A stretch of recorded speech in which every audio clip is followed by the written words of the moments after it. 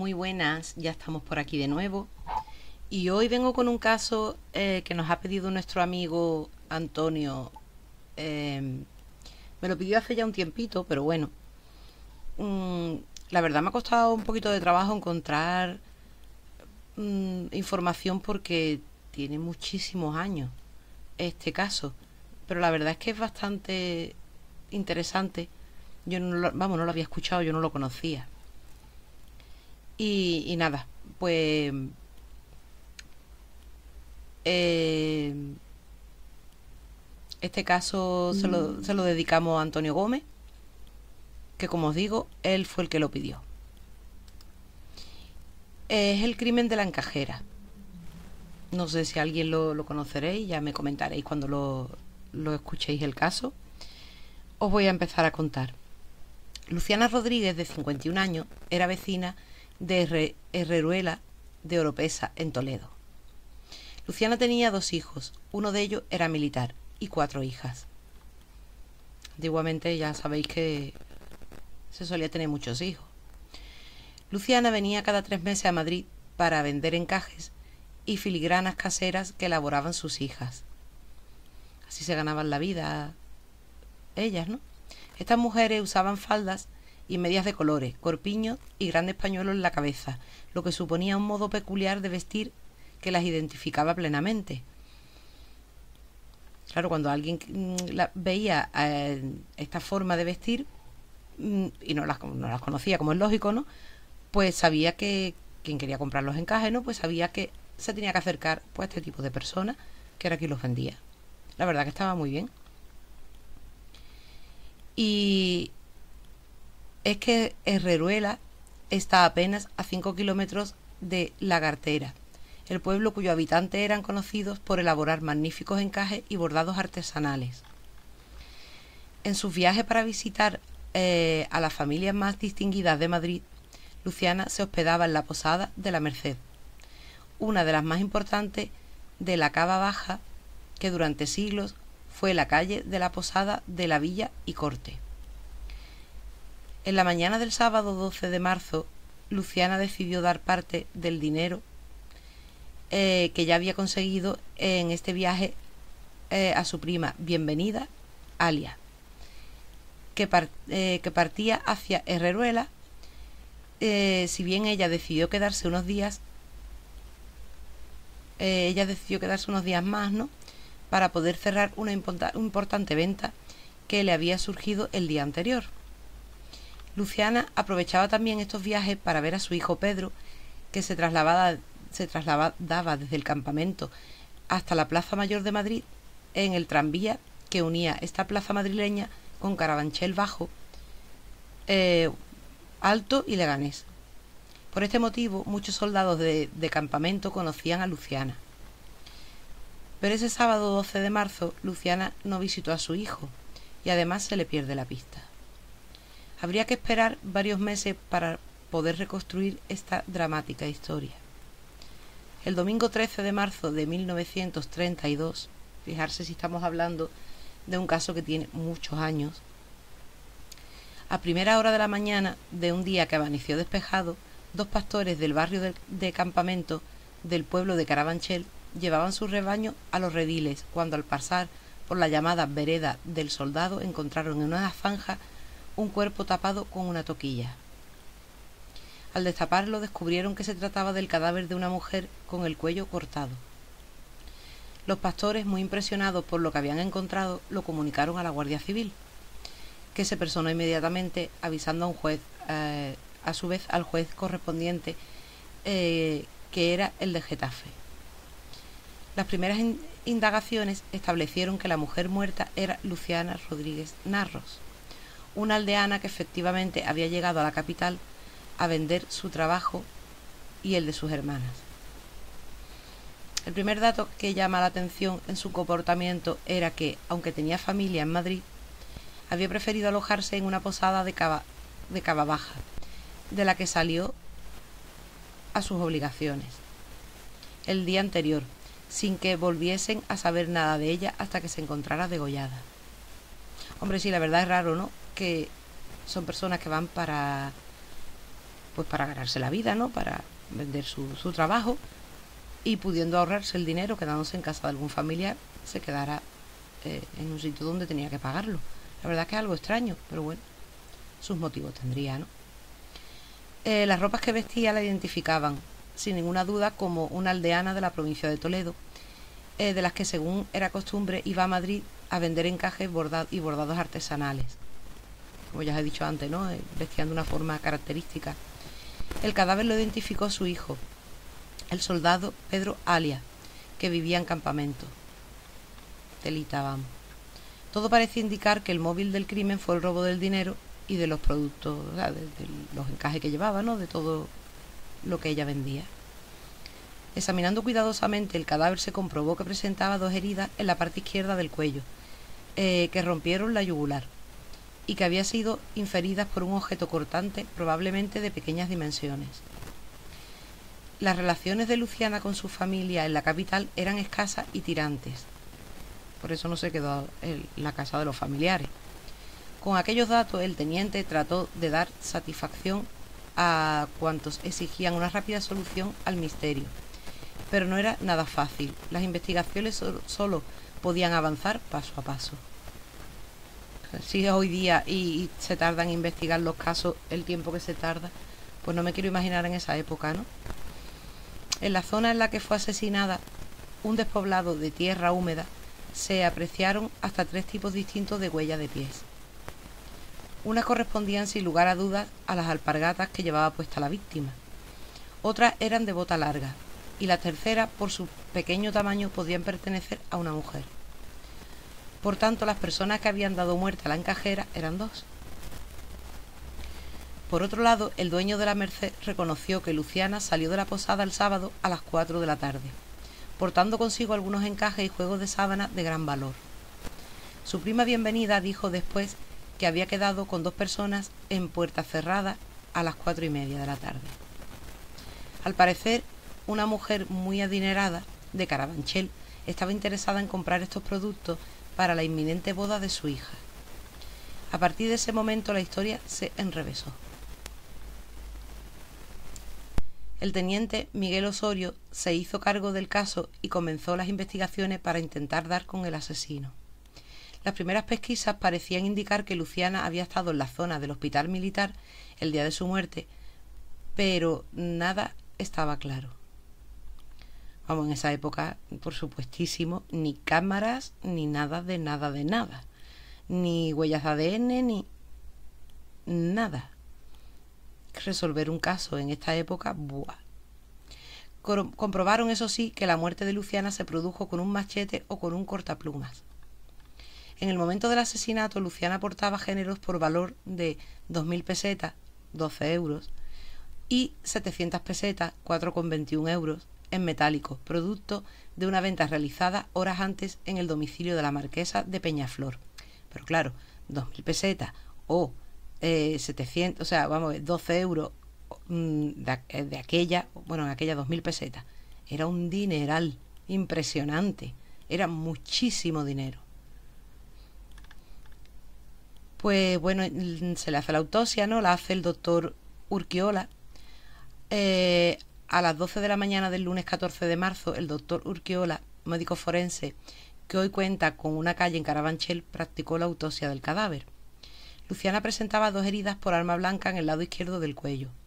Por la situación de las heridas, el doctor aseguró que el arma homicida fue manejada por una persona zurda.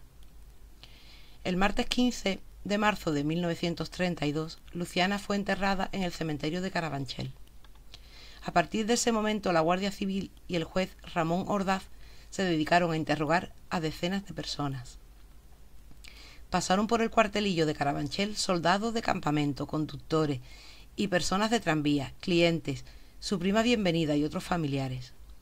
Pero pasaban las semanas y nada se sabía cierto sobre el crimen de los degolladores de Carabanchel. La historia caló tanto en la sociedad madrileña que la propia Guardia Civil tuvo que pedir a la ciudadanía que dejara de enviar pruebas falsas para no entorpecer más la compleja investigación.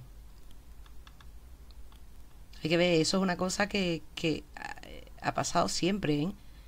La gente lo mismo poniéndose en contacto con los familiares, ¿no?, de las personas desaparecidas, o casos como este, y que envían pruebas falsas, que eso ha pasado siempre. Bueno, pues sin pruebas suficientes inculparon a los primos de Luciana, Leoncio y Bienvenida alias, por contradecirse en sus declaraciones. Aparte, incriminaban abiertamente a Bienvenida por ser la única persona que sabía de aquella misteriosa reunión que Luciana tenía a las 4:30 en Puerta Cerrada. En definitiva, el 22 de marzo de 1932, Bienvenida y su hermano Leoncio entraron a prisión acusados de haber cometido el brutal crimen. Ni siquiera había condena en firme. Algunos periódicos de la época tildaron la decisión de precipitada. Pasaron los meses y mientras Leoncio y Bienvenida seguían en la cárcel, la Guardia Civil mantenía el caso abierto para intentar atar los cabos sueltos. Y aquí da un nuevo giro la historia. A finales de mayo de 1932, unos niños que jugaban en la casa de campo vieron que un perro escarbaba insistentemente en la tierra, sacando unos trapos que parecían encajes. Se dio aviso al comandante, que acudió y confirmó que se trataba de todos los encajes de Luciana. Pero, ¿quién los había enterrado en la casa de campo? Y si todo esto fuera poco, el 6 de agosto de 1932, los periódicos de Madrid abrían con una espeluznante noticia. 2 individuos preparan una encerrona a un tabernero y después de terrible lucha lo matan a hachazos. El suceso ocurrió también en Carabanchel Bajo, en concreto en el número 5 de la calle Arroyo de las Pavas. El viernes 5 de agosto, un vecino llamado Cecilio acudió con su hija de 9 años al puesto de la Guardia Civil de Barrio del Terol. Explicó que había visto entrar a 2 hombres en una casa en el Arroyo de las Pavas 5, que había escuchado gritos y señales evidentes de lucha, y que se había preocupado al no verlos salir de nuevo. Cuando las autoridades entraron a la casa, se encontraron las paredes llenas de sangre y el suelo de la cocina un hombre con la cabeza destrozada a hachazos. Para más inri, los asesinos lo habían intentado degollar con una navaja barbera. Este hombre era Mariano Mejino, propietario de una taberna en la confluencia de las calles Santa Ana y Basteros, probablemente donde hoy se sitúa el bar La Cabra en el Tejado. La Guardia Civil detuvo a los 2 hombres que había en la casa, Julián Ramírez, de 27 años, y Leandro Iniesta, de 20. Carpintero de profesión y compinche de Julián, que estaba escondido debajo de la cama. Los 2 hombres tenían manchas de sangre en su ropa. Y ahora os cuento una compra que acaba en un asesinato. Según las investigaciones policiales, Julián había convencido a Mariano para que éste comprara su casita del Arroyo de las Pavas, pues ambos se conocían de haber hecho algún negocio con la compra y venta de diversos automóviles. Al parecer, Mariano no estaba muy convencido de la compra de esa casa en Carabanchel, por eso no acudió a la cita. Esta cita que habían acordado con sus futuros asesinos, asesinos en la zona de Mataderos. Aún así, Leandro fue a buscarlo a su casa y lo convenció para que fueran juntos hasta el Arroyo de las Pavas para ver la casa de Julián. A ver, si este hombre no quería comprar la casa, ¿por qué no lo dejaron en paz? No sé, son asesinos, querían matar a alguien y escogieron a esta persona. ¿Por qué? ¿Otro motivo? Allí, tras una fuerte disputa con motivo de la venta de la vivienda, lo asesinaron. Le robaron las joyas y 5.000 pesetas, que son 30 euros con 5 céntimos, que llevaba encima por si se cerraba la compra. Fíjate, la compra es 5.000 pesetas para cerrar la compra. Te digo que 5.000 pesetas de aquella era un pastizal, vamos. Leandro aseguraba que al ver la disputa entre Mariano y Julián, se escondió debajo de la cama, lugar donde lo encontró la Guardia Civil. Él se quitó de encima, él no había hecho nada. Aún así, las vecinas desmintieron esta versión, pues las ventanas estaban abiertas al ser pleno mes de agosto y lo vieron todo. Aseguran que Leandro sujetaba a Mariano mientras Julián le asestaba los hachazos. Al final, la policía los sometió a un careo a ambos confesando que habían planeado y ejecutado de mutuo acuerdo la encerrona que costó la vida de Mariano Mejino. Lo más sorprendente de la historia es que, en el interrogatorio, uno de los detenidos confesó ser el autor del asesinato de la encajera Luciana Rodríguez. Increíble. Porque, ya ves, yo no sé cómo puede pensar psicópata de esto, perdido. Bueno, psicópata no, porque igual no eran psicópatas. Igual eran malas personas y punto, ¿no? Asesinos y ya está. Pero vamos a ver, te han cogido porque has matado a una persona. Bueno, a lo mejor no podía dormir con el remordimiento, pero vamos. El interrogatorio fue fructífero, desde luego. Vamos, y tanto. Ambos reconocieron haber asesinado también a Luciana Rodríguez unos meses antes. Según reconocieron, el 11 de marzo pasaron por el paseo del Prado y vieron a Luciana en un banco. Sabían que ella tenía siempre dinero encima y les pareció una presa fácil. Eran unos ladrones asesinos lo que eran.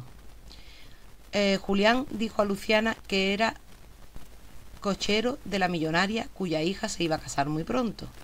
Le aseguró también que la millonaria había dicho que quería comprar varios encajes por valor de varios miles de pesetas para la boda de su hija. A Luciana le interesó el negocio e incluso ofreció una comisión a Julián por actuar de intermediario. La pobre mujer que se iba a imaginar. De ahí que al día siguiente quedaran en puerta cerrada a las 4:30 de la tarde para ir a visitar a la millonaria. Julián, Leandro y Luciana subieron a un taxi en dirección a Carabanchel. Al llegar al lugar donde se hallaba la cooperativa de ferroviarios, cerca de campamento, pidieron al taxi que parara, porque aseguraban por allí vivía la millonaria.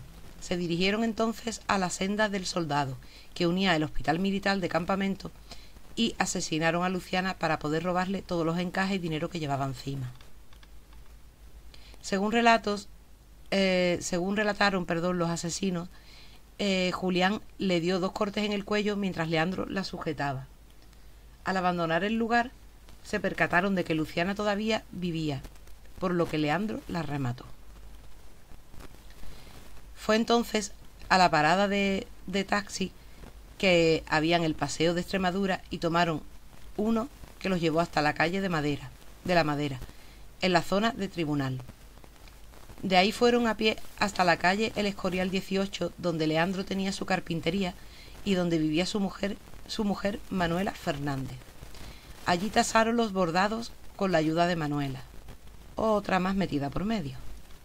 Sin embargo, al día siguiente, y a pesar de saber que eran valiosos, llevaron los encajes a la casa del Arroyo de las Pavas con el objetivo de quemarlos en el patio, pero no se atrevieron porque por el humo que iban a desprender las telas, ¿no? Iba a ser demasiado escandaloso. Así que esperaron y unas semanas más tarde lo enterraron en la casa de campo, hasta que a finales de mayo un perro los encontró escarbando y los niños se dieron cuenta de aquello, ¿no? Finalmente la policía también detuvo a Manuela Fernández, hombre lógico, ¿no? Esposa de Leandro, que si bien estaban separados en el momento de la detención, vivían juntos cuando tuvo lugar el asesinato de Luciana, aunque ella se declaró inocente y reconoció que su única implicación fue en la tasación de los bordados y encajes, pues Julián afirmó haberlos comprado y revendérselos a la millonaria. Yo no me lo creo. Ella sabía lo que había sucedido ahí, pero claro, ella querría quitarse las culpas, ¿no? En los meses posteriores al asesinato de Luciana, Leandro y Manuela se separaron, se mudaron y abandonaron a su hija recién nacida en la Inclusa de Madrid. Vamos, por todos lados eran vallas prenditas buenos, vamos. Por su parte, Higinia Alonso, esposa de Julián, también pasó a disposición judicial a la espera de que el juez de instrucción de Getafe, al que pertenecían los Carabancheles, dictara sentencia. Es que yo te digo una cosa, si el marido fue capaz de hacer una cosa así, yo también me la llevaba a ella y, bueno, investigaba, ¿no? Igual la mujer no tenía nada que ver, pero... El juicio se celebró en noviembre de 1933 y las 2 mujeres fueron absueltas. La fiscalía alegó que Leandro Iniesta sufría esquizofrenia y problemas mentales, pero eso no le eximió de la culpa. Menos mal. El fiscal pedía pena de muerte para Leandro y Julián, pero el nuevo Código Penal aprobado por el nuevo gobierno de la República la había abolido. Por tanto, pidieron para ambos la pena máxima, 30 años de reclusión. Al final, el Tribunal de Derecho condenó a Julián Ramírez a 28 años de prisión y a Leandro Iniesta a 26 años. Además, condenaron a ambos procesados a pagar una indemnización de 40.000 pesetas, 240 euros con 40 céntimos, a la familia de Luciana.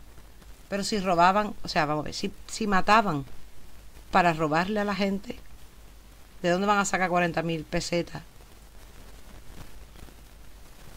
Yo a mí es que estas indemnizaciones muchas veces, vamos, me hacen gracia. Es que no lo puedo comprender, no. Me hace gracia, vamos, una gracia loca. Unos meses más tarde, en febrero de 1934, tuvo lugar el juicio por el asesinato del tabernero Mariano Mejino. El jurado no lo dudó en la culpabilidad de Julián y Leandro y los condenó a 28 años de cárcel, más una indemnización de 15.000 pesetas, 90,15 euros, a los herederos del tabernero. Se cerraba así con esta sentencia uno de los capítulos más oscuros de la historia de Carabanchel. Pues tuvieron que morir 2 personas para que con la segunda muerte se descubriera pues la muerte de la encajera. A ver, en parte es entendible, porque, bueno, entendible, yo no sé, de aquella yo creo que la gente no lo vería entendible, pero no había tantas pruebas, tantas tecnologías, tantas cosas como hay hoy, ¿no? Y yo creo que es complicado, muy complicado, ¿no? En un sitio que estaba más perdido que el mundo, que no había nadie que pudiera ver quién había hecho algo ni nada, pues que se descubriera, ¿no?, quién mató a esta mujer. Como dije antes, no había pruebas de ADN, no había cámaras, no había nada. Y realmente, a ver, el crimen de la encajera se les pudo condenar a esta gente porque ellos mismos dijeron que habían sido ellos.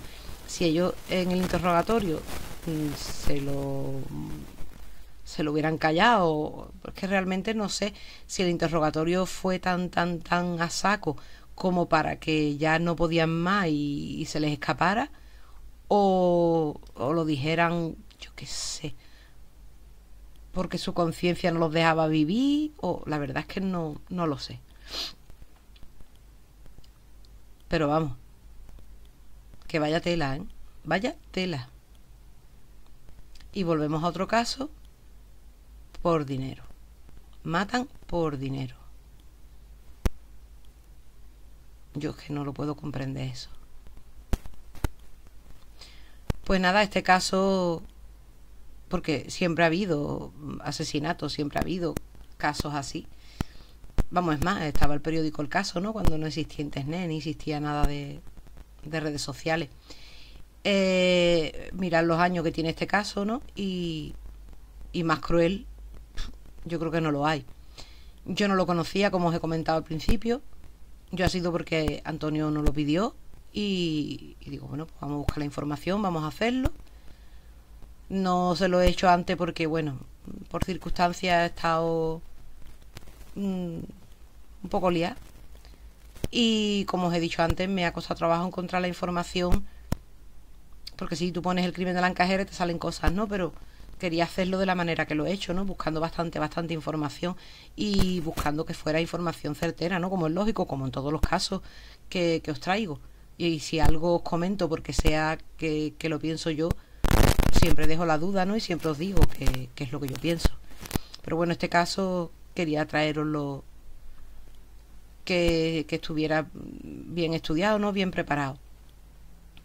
Y nada, pues qué telita, que los casos, hombre, yo creo que no habría tantos como hay hoy día, o sí, a saber. Lo que no había tanta comunicación como hay hoy, tanta información que tenemos. Pero vamos, que ya han pasado años de esto y ¡buah! Vaya tela. Pobre Luciano. Y pobre hombre que no quería comprar la casa, el tabernero. Que también... Que yo digo... Sí, que la policía yo creo que en aquella época, o la Guardia Civil en aquella época, yo creo que tenía más manos que hoy día la tienen, ¿no? Por las circunstancias de las leyes me refiero. Pero vamos, yo creo que esta gente roban, aunque sea con algún arma blanca o algo así, ¿no? Roban y yo creo que le hubieran dado el dinero. Y se hubieran escapado donde fuera, ya estaba, ¿no? No tenían por qué matar. Pero eran ladrones y asesinos también, claro.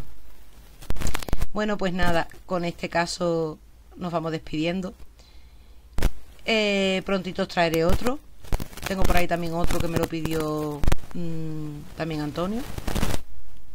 Que, bueno, lo tengo que preparar. Y nada, que paséis muy buen día y que muy prontito volveremos por aquí.